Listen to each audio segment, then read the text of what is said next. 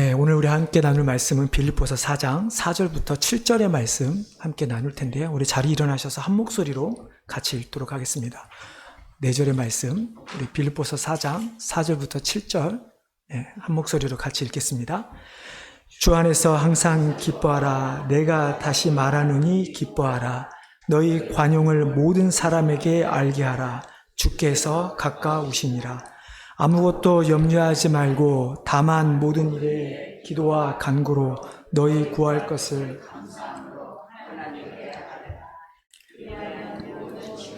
뛰어난 하나님의 평강이 그리스도 예수 안에서 너희 마음과 생각을 지키시리라. 아멘. 자리에 앉아주시기 바랍니다. 제가 한 번 더 기도하겠습니다. 하나님, 이 시간 하나님의 말씀을 듣기를 원합니다. 부족한 종의 모습은 감춰주시고 오직 하나님의 말씀만이 선포되어지고 또 그 하나님 말씀이 선포되어질 때 우리 성도들의 마음을 그 말씀을 받아 정말로 하나님께서 우리에게 원하시는 것을 뜻을 찾아 우리가 그 하나님의 뜻대로 살아갈 수 있는 힘을 우리에게 허락하여 주시옵소서.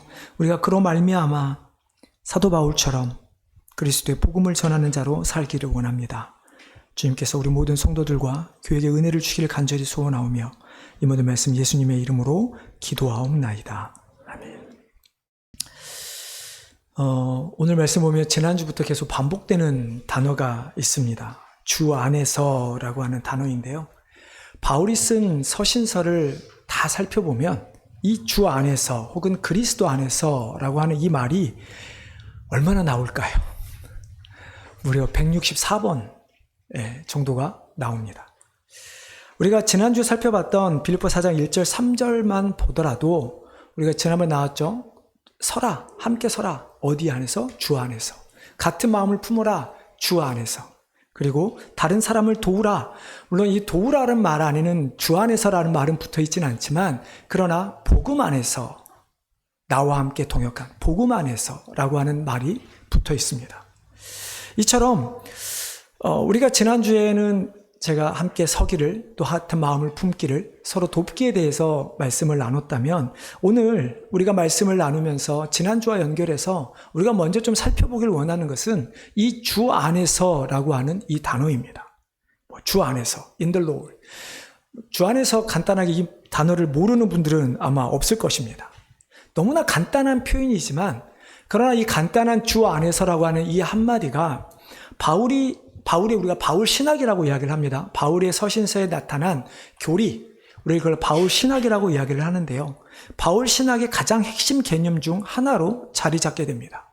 우리가 서신서에 나타나는 바울 신학을 총 3가지 정도 이야기를 합니다. 예수 그리스도와 십자가의 부활, 그리고 이신칭이 무엇이죠? 믿음으로 말미암아 의롭게 되었다. 이신칭이, 그리고 그리스도와의 연합입니다. 우리가 하나님께서 우리를 예수 그리스도를 믿음으로 말미암아 우리를 의롭다 하시고 우리가 어떻게 의롭게 되는가? 예수 그리스도의 그 십자가의 죽음과 부활을 통해서 우리를 의롭다 하실 뿐만 아니라 그 부활 때문에 그 그리스도를 믿음으로 구원받은 자들은 그리스도와 함께 연합하게 된다라는 이야기입니다. 그리고 바울의 신학의 가장 중요한 그리스도와의 연합, 이 말을 대표하는 말이 바로 우리가 지금 말하는 주 안에서라고 하는 표현이죠. 그렇기 때문에 이 주 안에서라고 하는 이 표현은 우리가 단순하게 예수님을 믿음으로 예수님을 믿어서 혹은 우리가 예수님 안에 거하는 어떤 그 정도의 의미를만 가지고 있는 것이 아니라 그리스도의 연합이라고 하는 것은 정말로 깊은 많은 의미를 가지고 있습니다. 몇 가지만 좀 살펴본다면 이 주 안에서라고 하는 의미는 첫 번째는 새로운 생명을 의미합니다. 우리가 요한복음 15장 5절 예수님께서 포도나무와 가지 비유를 말씀하신 본문이죠. 거기에 보면 나는 포도나무여 너희는 가지라. 그가 내 안에 내가 그 안에 거하면 사람이 열매를 많이 맺나니 나를 떠나서는 너희가 아무것도 할 수 없습니다. 예수님은 포도나무, 그리고 예수를 믿는 우리는 포도나무에 붙어있는 가지라고 이야기를 합니다. 여러분, 가지가 어떻게 생명력을 유지할 수 있습니까? 어떻게 생명력을 유지해서 열매까지 맺을 수 있을까요? 나무에 붙어 있기 때문입니다. 우리가 저도 농사를 잘 하지는 않습니다. 하지만 기본적인 상식은 압니다. 많은 열매를, 튼튼한 가지를 얻기 위해서 어떻게 하죠? 가지치기를 합니다.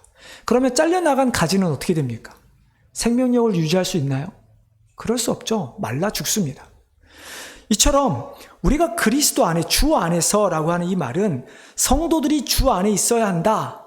그 말은 우리가 예수 그리스도 안에서 새로운 생명을 얻었다는 이야기입니다. 우리가 예수님을 알기 전에는 죄로 말미암아 죽었던 자들이지만 마치 잘라져 버린 그 가지처럼 우리가 죽어야 되는 존재지만 다시 예수 그리스도라고 하는 그 나무에 접붙임 바 되었기 때문에 우리는 그 그리스도를 통해서 다시 새로운 생명을 얻게 되었다라는 이야기죠. 근데 우리가 새로운 생명을 얻게 되었다라는 이 말에는 또한 우리의 어떤 스테러스라고 해야 되나요? 어떤 우리의 모습이 바뀌는데 바울은 고린도서 5장 17절 이렇게 이야기를 하죠. 누구든지 그리스도 안에 있으면 새로운 피조물이다라고 이야기를 합니다. 단순히 우리가 새로운 생명만을 얻은 존재가 아니라 죄인이었다라는 그 죄인에서 이제 의인이라고 하는 하나님의 자녀라고 하는 새로운 위치, 새로운 스테러스를 우리는 갖게 된 것이죠. 그렇기 때문에 주 안에서 우리가 주 안에서 너희가 선택적인 것이 아니라 주 안에 있어야만 새로운 생명을 얻게 되고 그리고 그 새로운 생명을 통해서 우리는 하나님이 기뻐하시는 열매를 맺을 수 있게 된다라는 말씀인 것입니다. 둘째로 이 주 안에서라고 하는 이 말에는 하나님의 전적인 선택 그리고 선택의 방법이 포함되어 있는 의미입니다. 에베소서 1장 4절에서 바울은 이렇게 이야기하죠. 곧 창세전에 그리스도 안에서 우리를 택하사 우리로 사랑 안에서 하나님의 자녀가 되게 하셨다라고 말씀합니다. 그리스도 안에서, 주 안에서 우리를 택하셨다. 근데 언제요? 창세전에. 하나님께서는 우리 인간을 택하시는 그 선택의 순간이 우리 인간이 창조되기 전이라고 말씀합니다. 창조되기 전에 하나님은 우리를 사랑하셨기에 그리스도 안에서, 주 안에서 우리를 하나님의 자녀 삼으시기로 작정하셨습니다. 그리고 우리를 자녀로 삼으실 때는 그 방법이 무엇입니까? 우리가 하나님을 찾아서 아니면 여러분들이 이렇게 앉아서 예배를 드리기 때문에 그렇다고 우리가 뭐 선한 일을 해서 그것이 아니라 주 안에서 그리스도의 십자가의 죽음과 부활 안에서 우리를 자녀 삼아주셨다는 이야기죠. 또한 세 번째로 주 안에서라고 하는 이 말에는 교회 공동체의 관계를 나타냅니다. 고린도서 6장 16절 19절에서 너무 길기 때문에 제가 다 읽어드리진 않겠지만 우리가 잘 아는 말씀입니다. 예수 그리스도는 머리, 우리는 그의 몸이라고 이야기하죠. 그래서 바울은 우리가 지난주에 살펴본 빌립보서 4장 1절 3절의 말씀처럼 그렇게 우리는 하나이기 때문에 주 안에서 함께 서가라. 주 안에서 같은 마음을 품어라. 그리고 주 안에서 복음을 서로 도우라라고 이야기를 하고 있는 것입니다. 그렇기 때문에 우리가 주 안에서라고 하는 이 말을 받아들일 때는 그리스도와 연합된 우리가 주 안에서 나만 그리스도와 연합된 게 아니라 우리가 더 나아가서는 공동체로 그리스도와 연합되었다라고 하는 그 사실을 반드시 깨달아야 하는 것이죠. 그리고 마지막으로 주 안에서라고 하는 이 표현에는 우리가 성도에게 주어진 사명과 순종이 담겨 있음을 우리가 알아야 합니다. 고린도전서 15장 58절에 바울은 이렇게 이야기합니다. 너희 수고가 주 안에서 헛되지 않은 줄 알미라. 성도들이 하는 모든 일들, 우리가 말씀을 읽고 기도를 하든 아니면 하나님께 이렇게 예배를 하든 더 나아가 우리가 복음을 전하는 것뿐만 아니라 내가 살아가는 일상의 삶에서 우리의 주어진 모두의 삶이죠. 우리가 무슨 일을 하든 누구와 만나든 누구랑 살아가든 그 모든 일상들이 오직 우리가 주 안에 있을 때만 헛되지 않는다라고 바울은 이야기합니다. 이것을 반대로 말하면 우리가 어떤 일을 해도 아무리 착한 일을 한다 할지라도 우리가 주 안에 있지 않으면 그리스도와 연합되어 있지 않으면 결국 그 모든 것이 헛되다라는 의미이죠. 우리가 아무리 최선을 다해 예배를 드린다 할지라도 우리가 그리스도와 연합되어 있지 않는다면 그것은 잘못된 예배고 헛된 예배일 수밖에 없는 것입니다. 그렇기 때문에 쉽게 말해서 우리는 모든 일을 할 때 그 일 가운데 주 안에서 일을 한다라는 의미는 주님을 드러내는, 다른 사람에게 그 주님을 나타내는 모습이 있어야 한다라는 말씀이죠. 그래서 웨스트민스터 대우리 문답 69번에 보면 이런 질문과 이렇게 답을 합니다. 보이지 않는 교회의 회원들이 은혜 가운데서 그리스도와 연합함이 무엇입니까? 보이지 않는 교회 회원들이 은혜 가운데서 그리스도와 연합함은 그들이 그분의 중보 사역의 덕에 참여하는 것인데, 이로써 그들이 의롭다 하심과 양자 삼으심과 거룩하게 하심과 그 밖에 이 생에서, 그러니까 이 땅에서 그들이 그분과 연합함을 드러내는 모든 것을 얻게 된다라고 말씀하죠. 그렇기 때문에 우리가 이 주 안에서라고 하는 이 표현에는 궁극적으로 우리가 그리스도와 연합함으로 공동체적으로, 개인뿐만 아니라 공동체가 하나님의 말씀에 순종하며 사명을 감당함으로 말미암아 우리가 하나님 나라의 시민권자라는 그 소망을 주 안에서 누릴 수 있게 된다라는 의미인 것이죠. 그래서 주 안에서라고 하는 이 표현이 나타내는 그리스도와의 연합, 이 말에 대해서 여러분들은 잘 모르실 수 있습니다. 하지만 목회자들, 특별히 신학을 하는 사람들이 너무나 유명한 조직 신학자인데요. 루이스 벌커프라고 하는 사람이 이렇게 이야기를 하죠. 그리스도와 그의 백성 사이에 친밀하고 생명적인 영적인 연합. 이 연합에서 그리스도는 자기 백성의 생명과 힘과 그들이 받는 축복과 구원의 원천이다. 그러니까 우리가 살아가는 모든 힘에, 우리가 받는 모든 축복의 원천이 바로 그리스도와 연합을 통해서 주 안에서 주어진다라고 하는 이야기인 것이죠. 그러면 이제 우리 다시 본문으로 돌아가서 4절을 우리 한번 같이 읽어보겠습니다. 4절입니다. 주 안에서 항상 기뻐하라. 내가 다시 말하노니 기뻐하라. 바울은 빌립보 성도들에게 기뻐하라람을 강조합니다. 물론 자신이 이미 기뻐하고 있기 때문에 기뻐함을 강조하는 것이죠. 근데 이 본문을 보면 한 번만 해도 될 말을 두 번이나 합니다. 주 안에서 항상 기뻐하라. 내가 다시 말하노니 기뻐하라. 우리는 이미 이 주 안에서라고 하는 말을 아까 살펴보았습니다. 그리고 기뻐하라라는 이 말, 특별한 말이 의미가 없죠. 다른 의미 없습니다. 정말로 기뻐하는 것입니다. 그러면 이 구절 중에서 우리가 또 이 구절을 이해하기 위해서 중요한 단어가 하나가 있죠. 무엇일까요? 항상이라고 하는 단어입니다. 항상 기뻐하라. 쉽게 어떤 상황이든지 기뻐하라 라는 의미죠. 그렇기 때문에 우리는 항상 기뻐하라는 이 말은, 바울이 오늘 이 말을 우리에게 항상이란 말을 포함해서 명령어로 하고 있다는 것을 기억해 본다면, 우리가 삶에서 오늘은 좀 그래 기쁜 일도 있고 또 안 좋은 일도 있고 이런 것이 아니라 어떤 상황이든 상관없이 기뻐하라라고 이야기를 하죠. 실제로 바울이 어땠습니까? 바울이 이 편지를 쓰고 있는 상황이 어떻습니까? 기뻐할 수 있는 상황입니까? 여러분들이 억울하게 죄를 지어서도 아니고 억울하게 감옥에 갇혀 있다면 여러분 기뻐하실 수 있으십니까? 우리는 감옥은커녕 내가 원한 대로 일이 풀리지 않거나 나에게 조금만 서운한 일을 해도, 말을 해도 우리는 기분 나빠합니다. 근데 바울은 우리의 상황과 상관없이 기뻐하라고 명령합니다. 왜요? 어떻게 해요? 어떻게 그게 가능합니까? 주 안에 있을 때. 아까 우리가 나눴던 포도나무 가지의 비유에서 15장 11절에 예수님이 이렇게 말씀합니다.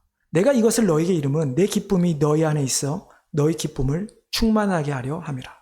그러니까 예수님께서 우리 안에 거하시는 이유, 우리가 예수님 안에 붙어 있어야 하는 이유는 우리 안에 기쁨을 주시기 위함이고, 그 기쁨은 오직 주님께서 채워주시는 기쁨이 되어야 한다는 이야기죠.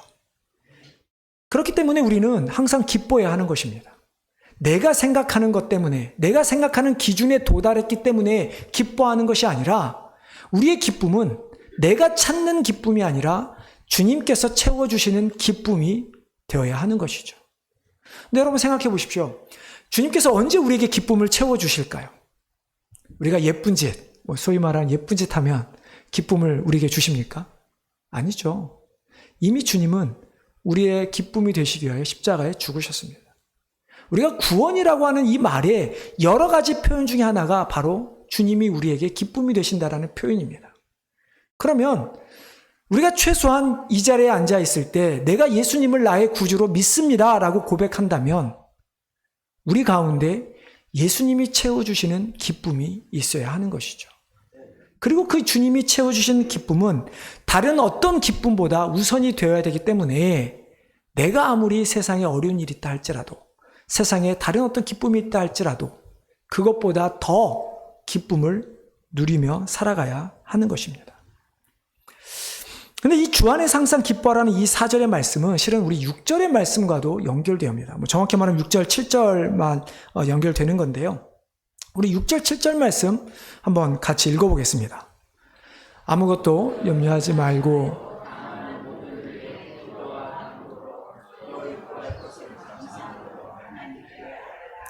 그리하면 모든 지각에 뛰어난 하나님의 평강이 그리스도 예수 안에서 너희 마음과 생각을 지키시리라.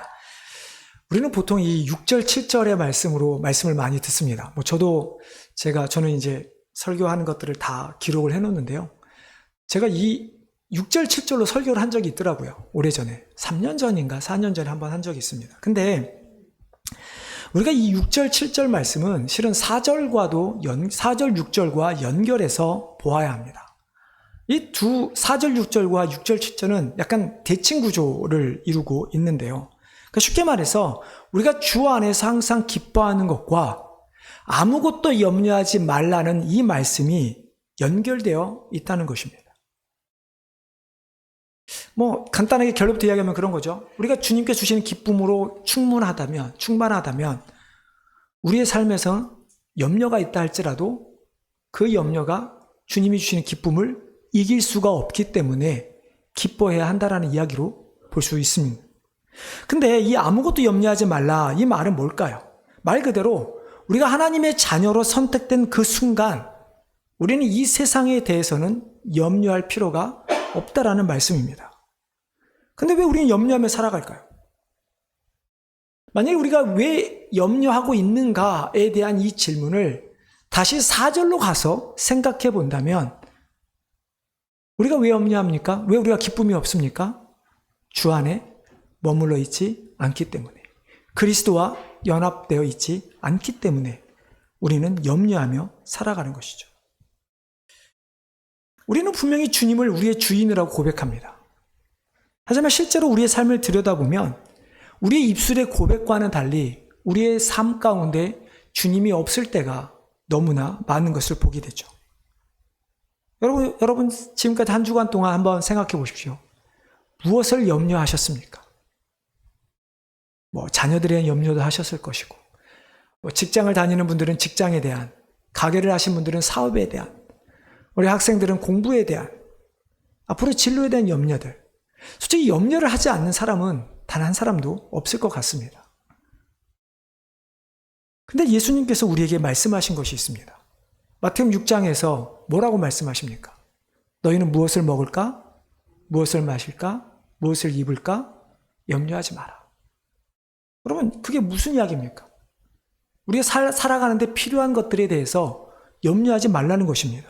정말 중요한 것이 뭐라고 말씀합니까? 목숨이 음식보다 중하고 우리의 몸이, 우리의 생명이죠, 역시 우리가 의복보다 중요하다라고 주님은 말씀하십니다. 그러면서 더 강하게 하시는 말씀이 너희가 먹고 마시고 입는 것을 염려하는 것은 누구와 같다고요? 이방인들과 같다고 이야기합니다. 그렇다 해서 여기서 주님이 사용한 이방인이 유대인들과 반대되는 이방인의 단순히 그들을 민족을 가리키는 것이 아니라 하나님을 알지 못하는 모든 사람들을 가리키는 단어가 이방인이라는 단어죠. 그럼 여러분 한번 생각해 보십시오. 우리가 살아가면서 먹을 것, 입을 것, 마실 것 중요하게 생각하지 않는 사람이 있습니까? 솔직히 중요하게 생각합니다. 우리가 당장 먹을 것이 없으면 굶어 죽기 때문에 생각합니다. 마실 것이 없으면 목말라 죽을 거라고 우리는 생각합니다. 근데 정말로 우리 앞에 죽음이 놓여 있다면 우리가 수없이 많은 먹을 거를, 마실 거를, 입을 거를 쌓아놓은다 한들 그게 정말로 중요합니까? 생명보다 중요한 것은 없죠. 우리는 이미 예수 그리스도를 통해서 그 생명의 문제, 구원의 문제를 해결받았습니다. 가장 중요한 문제를 해결받은 것이죠. 근데 우리는 왜 염려합니까? 아니, 질문이 좀 틀린 것 같습니다. 우리는 과연 무엇을 염려하며 살아갑니까?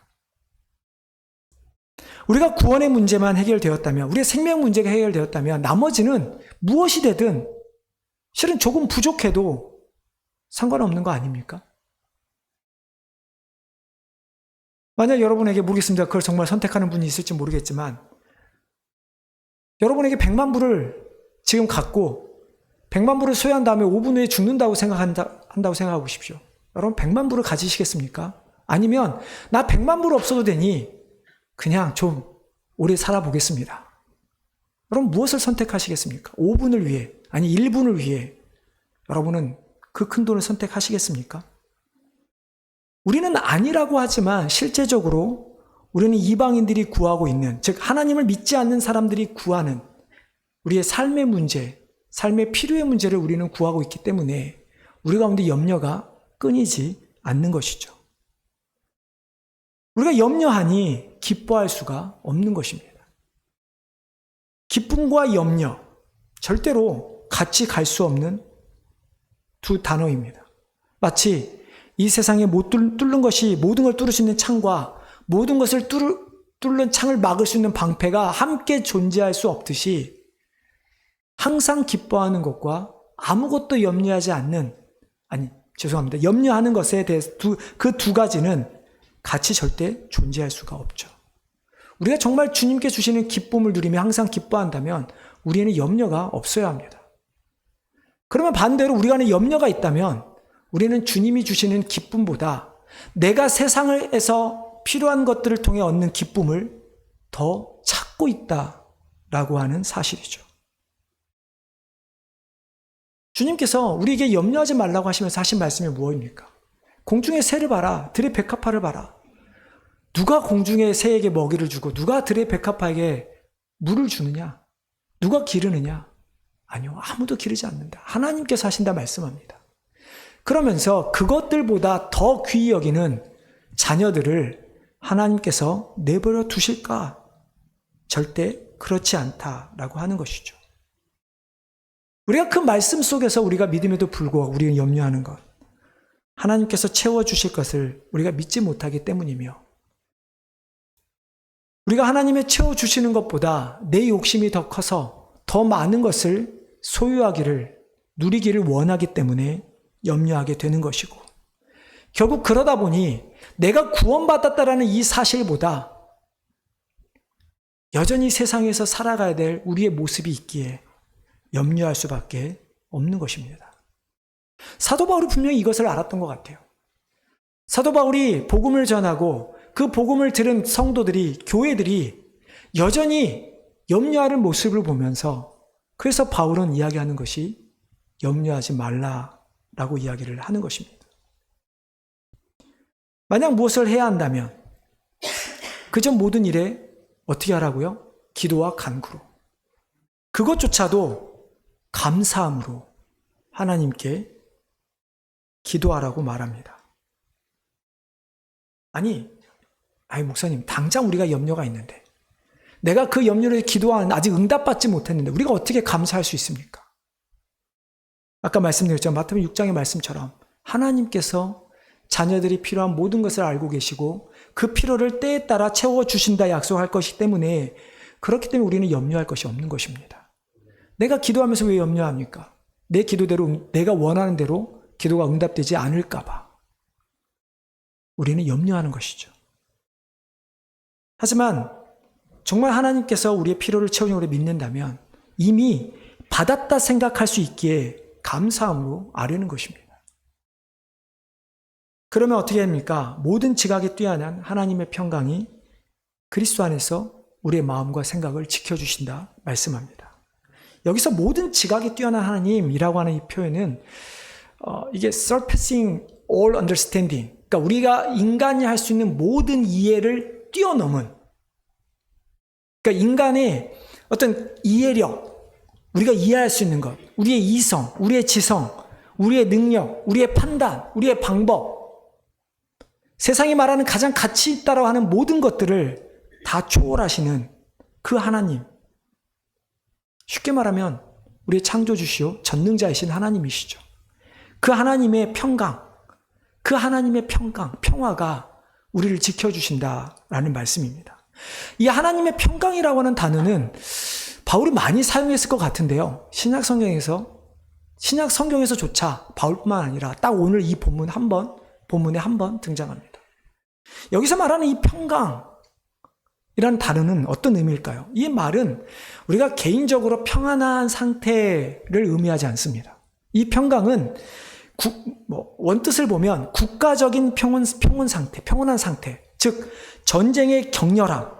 제가 원어를 영어로 된 그를 그대로 직역해 보면 전쟁의 격렬함과 파괴로부터 벗어나 있는 상태. 그러니까 우리가 전쟁하면 떠오르는 거 있잖아요. 파괴적인 그 모습. 정말 죽기 살기로 싸우잖아요. 그 과정에서 주어지는 두려움과 우리의 모든 것이 파괴되어지는, 잃어버리는 그 상황에서 벗어나는 상태. 그것이 평강이라는 의미입니다. 우리가 죄인이라고 하는, 우리가 사단이 다스리는 그 나라 가운데 있어서 우리가 사단이 다스린 나라에 있기 때문에 우리가 치열하게 싸우고 넘어지고 죽어야 되는 우리를 하나님께서 하나님 나라로 옮겨주는 사건. 그래서 바울은 개인이 아닌 국가적인 공동체의 의미로 하나님의 평강, 하나님께서 그의 모든 백성들을 그리스도 안에서 지켜주신다라고 말씀해 주시는 것이죠. 그렇기 때문에 우리는 염려할 필요가 없는 것입니다. 시시때때로 우리의 일상의 삶뿐만 아니라 우리의 어떤 영적인 부분, 더 나아가 개인의 문제에서만이 아니라 일대 다수, 그게 나 혼자와 국가가 됐든 나 혼자와 사단의 세력이 됐든 모든 세력 가운데 우리를 지켜주신다 약속하시는 그 하나님의 은혜가 있기 때문에 우리는 염려할 필요가 없는 것이죠. 근데 우리가 그럼에도 불구하고 염려가 있다. 그러면 어떻게 되는 걸까요? 우리가 예수님이라고 하는 포도나무에 붙어 있지 않는 것입니다. 지금 빨리 내 상태가 마치 나무에서 잘려나간 가지가 아닌지 우리는 돌아봐야 하는 것이죠. 우리가 정말로 예수님을 믿는다? 그러면 우리는 아무것도 염려하지 말고 항상 기뻐해야 하는 것이죠. 제가 좀 가장 많이 듣는 말이 있습니다. 목사님 많이 힘드시죠? 이거는 요즘만이 아닌 것 같아요. 목회를 한다고 하면 그 순간부터 했던 말이 왜 이렇게 힘든 길을 가려고 하느냐? 그랬더니 정작 목사가 되고 나니까 진짜로 왜 이렇게 목사님 힘드시죠? 이 말을 너무 많이 듣는 것 같아요. 물론 저를 위로하기 위한 말임을 저는 잘 압니다. 하지만 우리가 주님 안에 온전히 거하고 있다면 과연 힘든 일이 있다라고 말할 수 있을까요? 힘들었다는 말조차도 어떻게 보면 그 말에 제가 위로를 느낀 제 모습을 보면서 결국 나도 누군가에게, 하나님이 아니라 누군가에게 인정받고자, 나도 내가 하는 것이 옳다라고 하는 그 사실이 있기 때문에 그것을 지키기 위해서 힘들었다라고 하는 의미가 저한테 오더라고요. 그러면서 저도 말씀을 계속 준비하면서 결국 내가 하려기 때문에 실패가 있고 내가 하려고 하기 때문에 좌절과 낙심이 있는 것이지, 우리가 정말로 하나님께 맡긴다면 우리 가운데는 결코 실패도 좌절도 낙심도 사라지게 될 것입니다. 왜냐하면 하나님은 가장 좋은 때에 가장 좋은 곳으로 채워주시는 우리 아버지가 되시기 때문이죠. 그러면 우리는 왜 항상 기뻐하고 아무것도 염려하지 말아야 하는 것인가? 왜 하나님은 그 전능하신 하나님께서 그리스도 안에서 하나님의 평강으로 우리의 마음과 생각을 지켜주시기를 원하시는가? 우리 한번 5절로 다시 한번 뒤로 돌아가서 5절 말씀 같이 읽어보겠습니다. 5절입니다.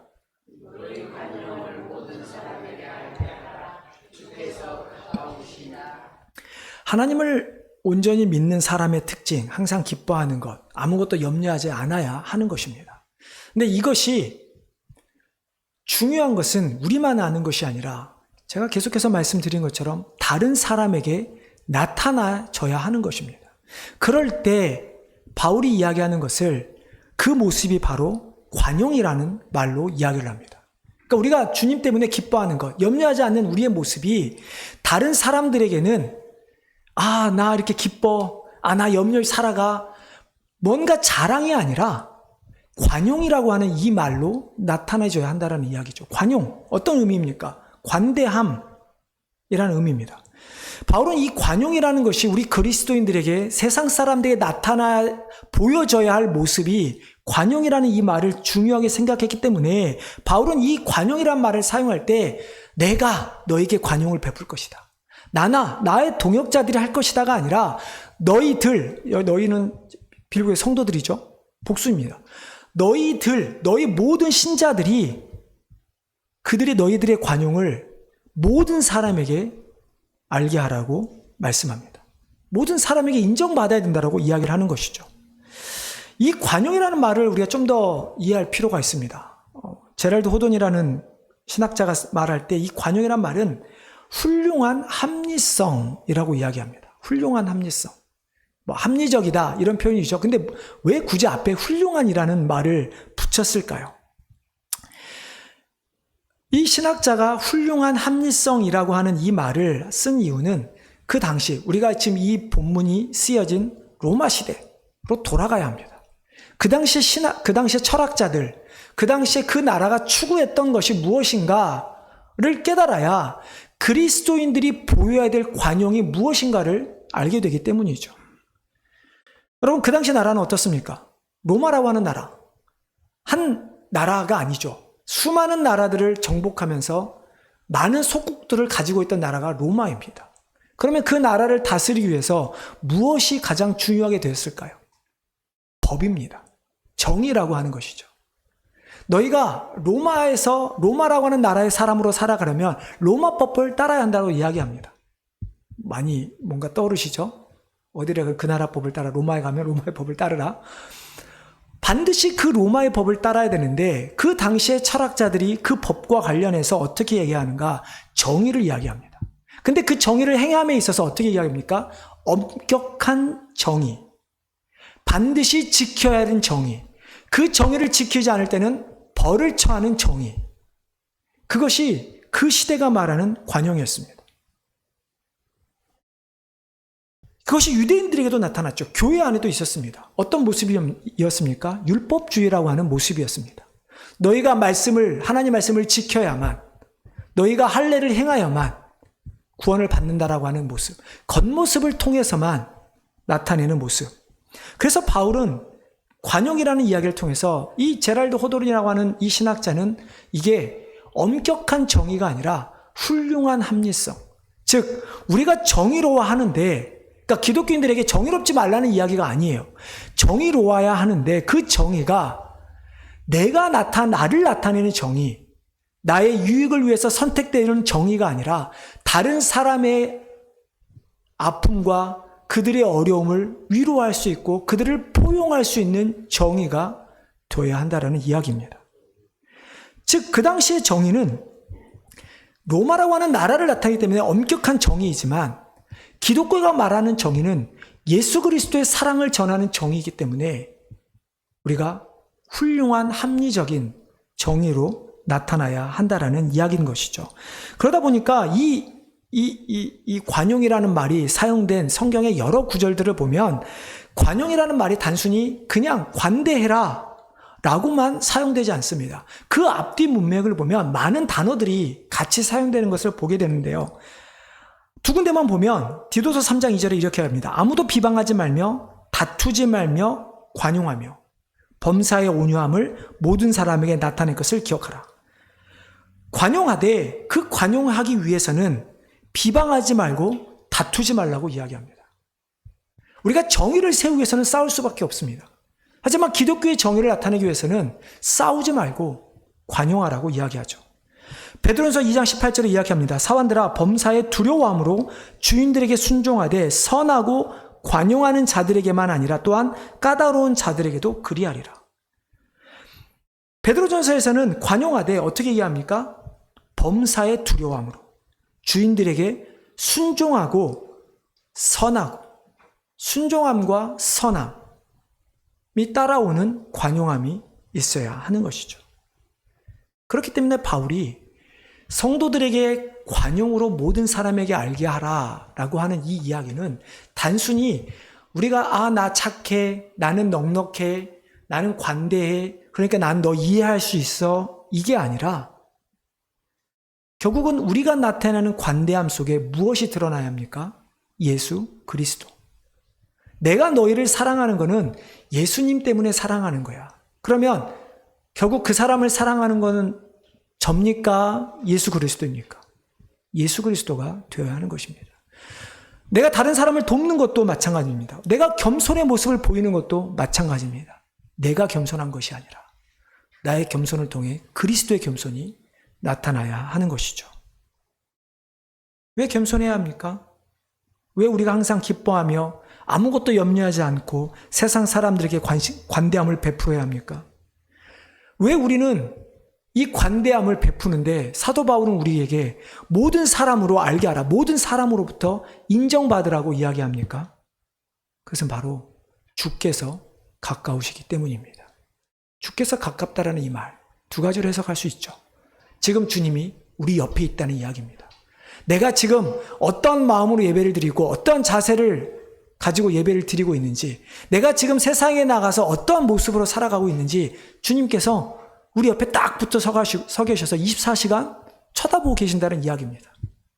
두 번째는 예수님의 재림이 가까웠다는 이야기입니다. 이제 재림이 예수님이 곧 오실 텐데 너희가 굳이 세상의 염려를 가지고 살아갈 필요가 있느냐? 염려하지 말고 주님이 오시면 너희를 영원한 천국으로 이끌 것인데 기쁨을 누리며 살아가라고 하는 이야기인 것이죠. 사랑하는 성도 여러분, 항상 주님 안에서 거하시기를 바랍니다. 그래야 우리가 기뻐할 수 있습니다. 우리보다 뛰어난 하나님, 우리에게 하나님께 주시는 그 평강, 그 하나님께서 채워주시는 그 공급하심을 여러분 믿으시기를 바랍니다. 그래야 우리는 염려하지 않을 수 있는 것이죠. 그리고 내 것을 주장하는 그기보다 우리의 욕심과 교만에서 벗어나시기를 바랍니다. 그래야 우리는 관용을 베풀 수 있게 되는 것이죠. 여러분, 우리 이런 교회와 이런 성도들이 되기를 바랍니다. 정말 주님이 우리 옆에 계셔서 쳐다보시든, 정말 주님이 오실 날이 멀지 않았든, 우리가 항상 주님을 생각하면서 그리스도와의 연합, 내가 정말 주님과 함께하고 있음에 그것을 나타내는 우리 귀한 성도들과 교회가 되기를 주님의 이름으로 축원합니다. 아버지 하나님, 참으로 오늘도 우리에게 말씀하여 주시는 그 하나님 앞에 우리가 기억하며 나가기를 원합니다. 우리가 주님께서 채워주신 그 기쁨이 우리에게 넘쳐서 항상 기뻐하기를 소원합니다. 하나님께서 택한 자들을 돌보아 주신다고 약속하셨기에 우리가 세상에 살아가면서 필요한 것들에 대해서 염려하지 않기를 소원합니다. 그저 우리가 할 것은 주님 안에서 우리에게 주신 사명을 가지고 우리가 기뻐함으로 정말 주님께서 가까우실 이 날에 다른 우리의 가족 안에서, 교회 안에서 또 믿지 않는 자들에게 주님께서 우리에게 말씀하신 관대함, 우리를 있는 그대로 넉넉하게 우리를 받아주시고 우리를 용서하시고 우리를 자녀 삼으신 그 하나님의 관대함을 세상 가운데 베푸는 우리 성도들이 되게 도와주시옵소서. 모든 것 감사하며 예수님의 이름으로 기도하옵나이다.